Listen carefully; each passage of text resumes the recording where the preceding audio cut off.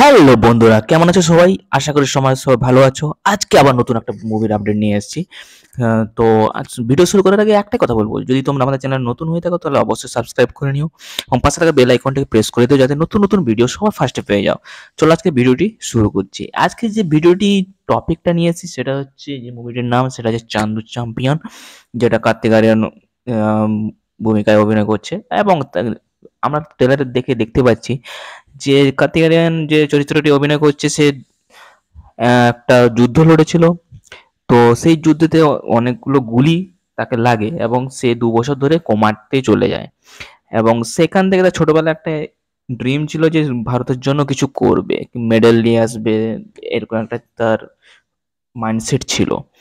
তো সেখান থেকে এই আমরা ট্রেলারটাই মানে আহ, কি বলে একটা থট আমরা আমাদের সামনে চলে আসে যে এই ট্রেলারটা এইভাবে কনসেপ্টটা নিয়ে এগাচ্ছে। বাট টুইস্ট এখানে শেষ নয়, কারণ তার ড্রিম যেটা ছিল, সে তার স্বপ্ন পূরণের জন্য সে এগিয়ে যাচ্ছিল এবং সেখান থেকে অনেক স্ট্রাগল করতে হয়েছে তাকে।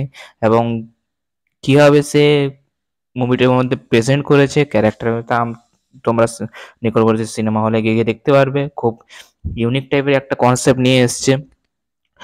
তো এরকম ভালো মানে আমি মুভিটির জন্য খুবই এক্সাইটেড পার্সোনাল ভাবে। তোমরা কতটা এক্সাইটেড সেটা আমাদেরকে কমেন্ট করে জানিও।